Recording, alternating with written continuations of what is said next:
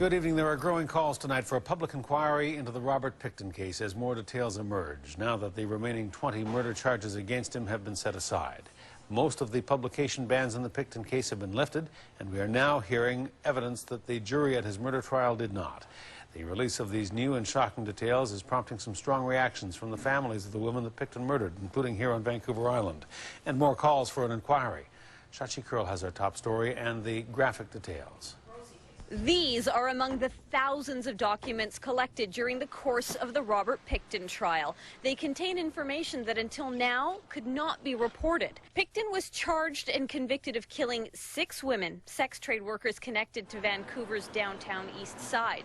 Yesterday, charges against Pickton related to the murders of 20 other women were stayed, and as a result, the publication ban is now lifted. Information about the crimes and the police investigation are coming to light, information that was kept from the jury. The public has to have access to as much of the information as is necessary for it to be able to scrutinize and debate what happened and whether people did a good job. The new details include the story of a bloody knife fight between Pickton and an alleged would-be victim on his farm.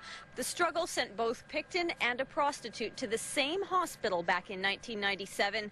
Doctors removed a handcuff on the prostitute's wrist using a key found in Pickton's pocket.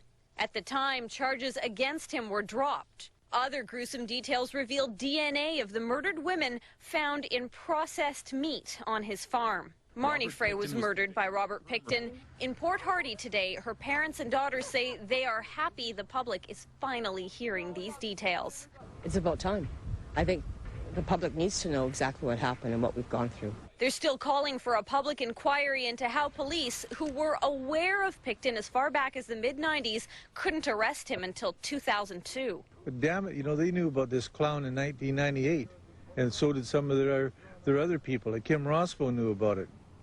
And what did they do with him? They gave him the golden handshake and said goodbye. I mean, this is a crock. Attorney General Mike DeYoung could decide on an inquiry as soon as next month. Meantime, the Freys say these details are only the beginning of what the public will learn. Well, I think they are going to be horrified, and that's why I didn't like the media ban to start with. I think if the public should know what's going on. More information will include Pickton's jailhouse confession, but to the relief of the Freys and 25 other families, a ban will remain on access to photos and of body parts found on the farm. In Victoria, Shachi Curl, A News.